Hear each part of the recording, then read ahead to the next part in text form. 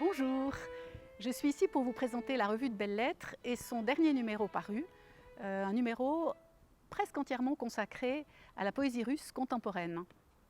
La revue de Belles Lettres, tout le monde la connaît en Suisse romande, c'est une des plus anciennes revues littéraires en langue française et je crois la plus ancienne revue de poésie de langue française qui a plus de 140 ans d'âge. Elle publie régulièrement des poètes contemporains, des poètes suisses, par exemple José Fleur Tapie, des poètes italophones comme Alberto Nessi, des poètes des lointains comme Janet Frame. Elle publie régulièrement des dossiers et des numéros spéciaux. Je pense à l'important dossier Poètes de la Caraïbe qu'on avait eu le plaisir de présenter ici au Lundi des mots.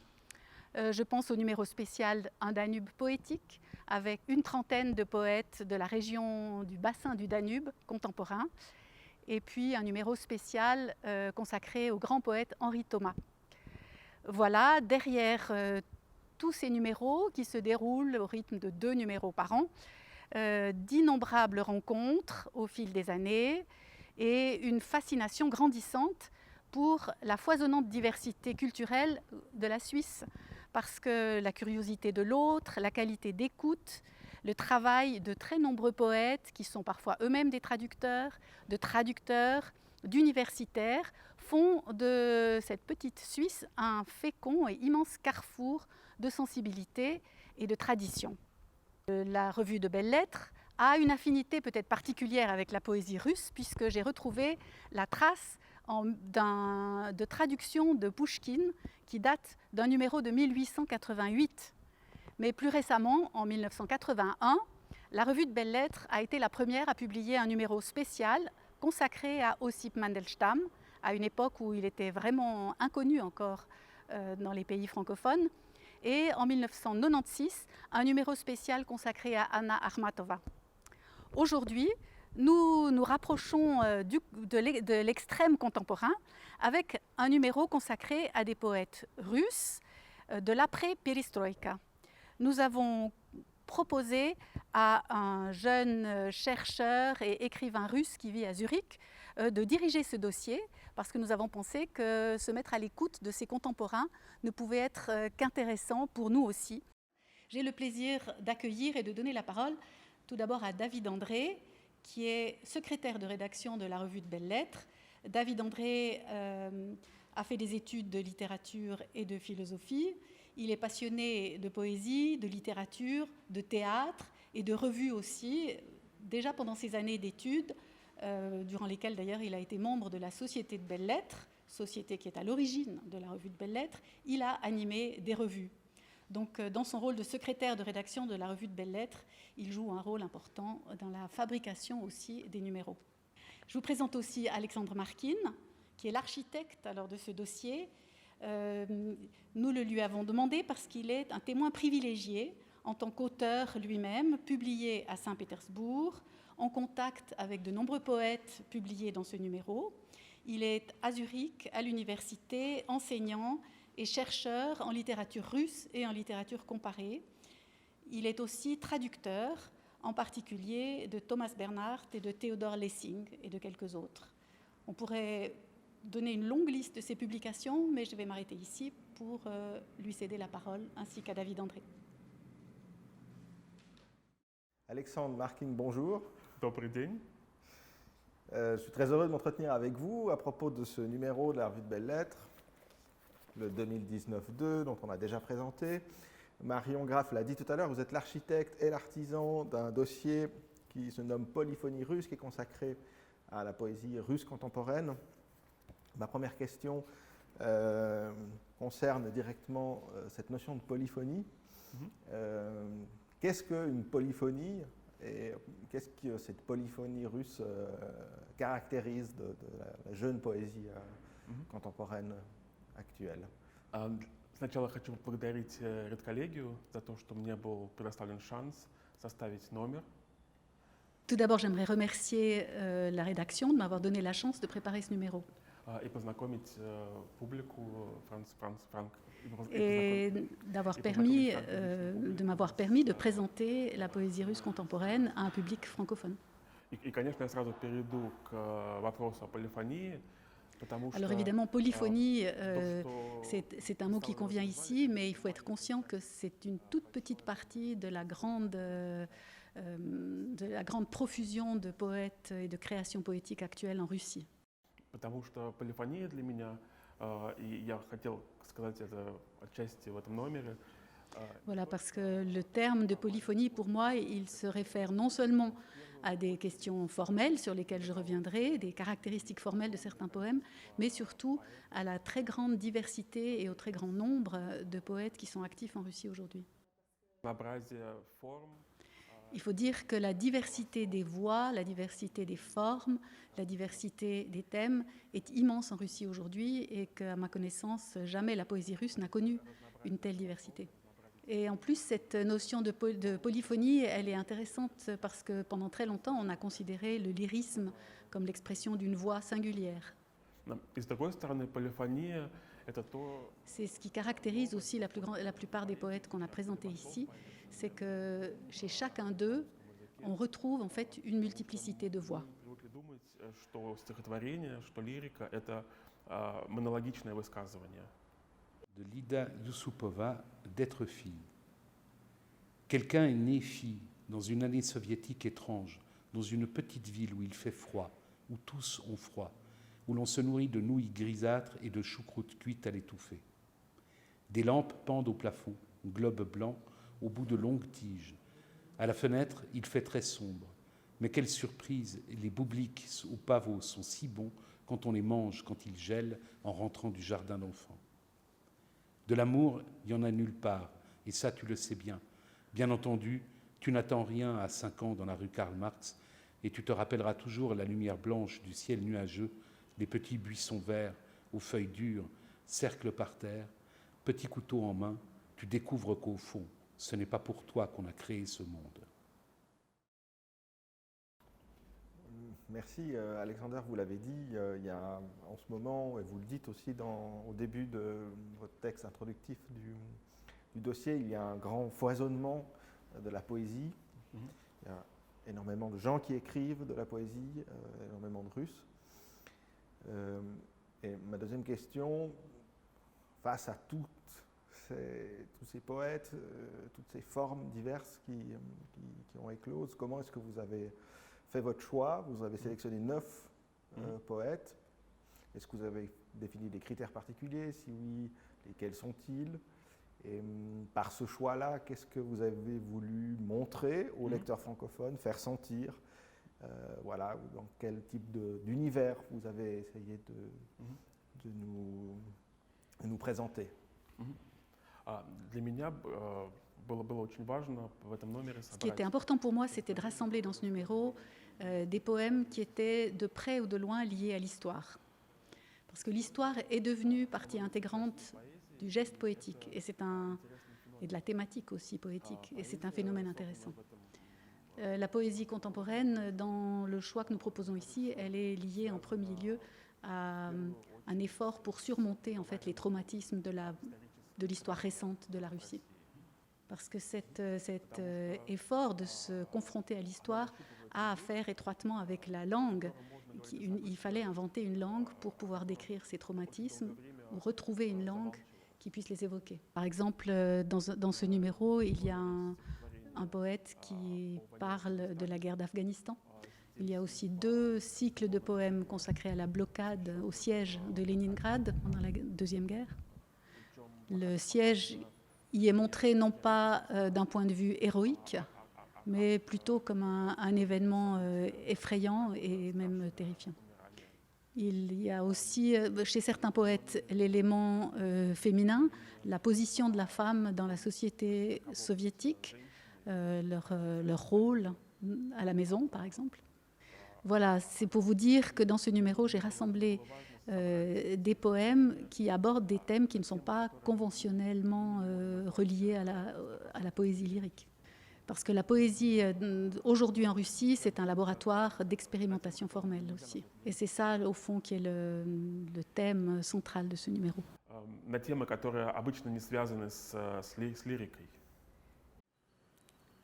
Ça se passe à la datcha à l'heure du déjeuner.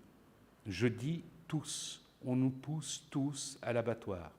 Qui te pousse où lance Masha, indignée. Moi, personne ne me pousse à l'abattoir, dit Olga Petrovna. Au contraire, je vis très bien. Je mange toujours de la viande, mais je la cuisine moins bien maintenant. Olga Petrovna a lu Coetzee. Il a écrit que ceux qui mangent de la viande ne se rendent pas compte que c'est Auschwitz. Je dis en captivité, notre esprit dépérit. Tout ça, c'est les barreaux d'une seule et même cage.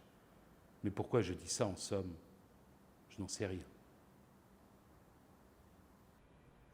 Alexandre Markin, maintenant une question un petit peu sur la scène poétique russe. Les 9 poètes qui se trouvent dans ce numéro sont un petit peu disséminés entre la Russie, l'Europe et peut-être même l'Amérique du Nord. Alors est-ce qu'on peut considérer qu'il existe quand même, par des canaux différents, une scène littéraire ou poétique russe? Si oui, elle semble être décentralisée, mais est-ce qu'entre eux, quels sont les rapports, quelles sont les expériences communes, les échanges qui se passent? Voilà un petit peu quelle est un petit peu cette vie littéraire, comment est-ce qu'elle se passe entre ces gens de la même génération qui écrivent en même temps? Понятно, наверное, жизнь литературная, жизнь политическая сцена в России сейчас очень... Ce bouillonnement de la poésie auquel on assiste aujourd'hui, il est sans précédent dans ces dernières années.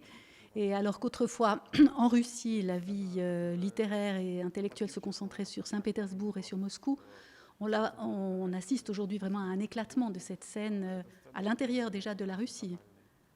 Et puis, il y a dans ce numéro des poètes qui écrivent en russe, mais qui vivent hors des frontières. Mais ces poètes-là sont très importants dans la vie et sur la scène poétique russe actuelle. Donc on peut dire que ce boom de la poésie, cet essor de la poésie a commencé après la perestroïka. Voilà, Dmitri Kouzmin est une des personnalités qui a œuvré pour favoriser cet essor, par exemple, justement au lendemain de la perestroïka, donc au début des années 90.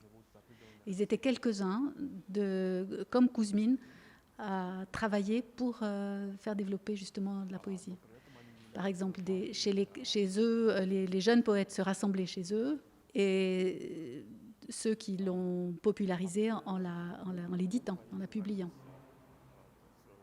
C'est sûr que grâce à Internet, c'est devenu plus simple d'entrer sur cette scène de la poésie et qu'on a vu apparaître une grande quantité de nouveaux jeunes poètes grâce à Internet.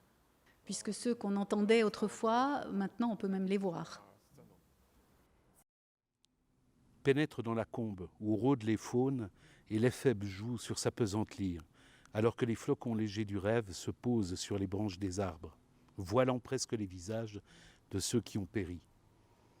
Mais à travers la neige, on entend sa voix, douce, sans comprendre un seul mot. Et tout autour fondent les décors découvrant les murs de briques, les fils électriques hérissés. Regarde le monde s'infiltre en toi, gouttes de pluie sur la peau, cheveux mouillés, écorchures et bleus, et chaleur du soleil de juillet, poumons qui se déchirent dans le vent, chaleur des lèvres sèches.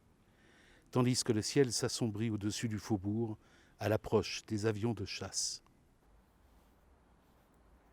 D'accord, merci. Alexandre, est-ce que vous seriez d'accord qu'on revienne sur la question du rapport à l'histoire de ces jeunes poètes? Vous l'avez dit avant assez brièvement, avec un rapport évidemment différent du rapport héroïque que pouvaient avoir d'autres écrivains ou d'autres poètes pendant les années 60, 70 ou 80. Peut-être revenir sur l'histoire. Est-ce que c'est également un objet littéraire, un matériau pour construire une œuvre? Et puis, un objet de distanciation. Et puis, comment est-ce qu'ils jouent avec cette période, avec l'histoire, avec leur histoire? Я думаю, что здесь очень важно помнить о том, что Alors évidemment, il faut se rappeler que la poésie soviétique, jusqu'à la fin, elle était censée célébrer l'héroïsme. Voilà. La grande modification qui s'est opérée après l'époque soviétique, c'est en fait le résultat du travail qu'ont fait les poètes de l'underground, qui se sont adressés à l'individu, qui se sont intéressés aussi au destin individuel et non plus toujours au collectif. En fait, l'idée fondamentale chez plusieurs de ces poètes, c'est que la vie personnelle, la vie quotidienne, s'oppose au fond à la grande histoire. Voilà, et le résultat, c'est que dans beaucoup de ces poèmes qu'on peut lire dans ce dossier, il s'agit de très courts moments, de détails de la vie quotidienne, et que c'est à travers ces moments-là qu'on peut percevoir l'histoire. Et donc c'est pas la vie quotidienne ou les petits drames du quotidien, c'est quelque chose qui peut faire poème. C'est un petit peu ça, et en fait c'est à travers les personnages qu'on lit l'histoire. Donc là, ils ont renversé la façon, ils ont renversé la façon de faire des récits historiques. Est-ce que vous seriez d'accord avec ça? Это так, потому что Voilà, c'est vrai que повседневные конфликты les détails de la vie quotidienne et les conflits entre individus nous parlent d'une façon beaucoup plus subtile et beaucoup plus réelle de l'histoire que les grands récits narratifs et que tout ce qui est dicté aussi par des principes idéologiques. Ce qui est frappant pour moi, c'est en particulier justement que le quotidien devient un objet de poésie. Et qu'à travers ce rapport au quotidien, on trouve une forme de durée aussi, alors que, et de permanence, alors que tout ce qui est politique ou un État est sujet à changement. государства, они меняются, они проходят. Alors évidemment, je suis ravie de pouvoir rendre hommage au travail des traducteurs parce que c'était un travail énorme et que c'est une poésie qui ne se livre souvent pas au premier degré ni au premier coup d'œil. D'une part parce que c'est des réalités quotidiennes, comme le disait Alexandre Markin, d'un monde très éloigné au fond, cette réalité soviétique, cette réalité de la guerre. Donc ça a demandé des recherches assez approfondies pour traduire certains de ces textes, dans la direction de l'ethnologie, on peut dire carrément. D'autre part, le langage utilisé, c'est souvent un langage parlé, parfois le slang. C'est aussi un langage qui s'éloigne de la norme, agrammatical, donc il faut aussi trouver des équivalents en français, ce n'est pas toujours tout à fait facile. Et puis cette rigueur formelle dont on parlait, avec le recours parfois à la rime, des formes extrêmement mixtes, brisées. Il faut une grande souplesse musicale pour traduire ces poèmes. Et puis, en particulier, dans certains cas, aussi une écoute de l'intertextualité qui dépasse la première lecture, au point qu'on a même dû, par exemple, dans les poèmes de Maria Stepanova, ajouter quelques notes de référence, ce qui est rare en traduction, mais qui se justifiait ici, à cause des références importantes qu'elle mettait en avant.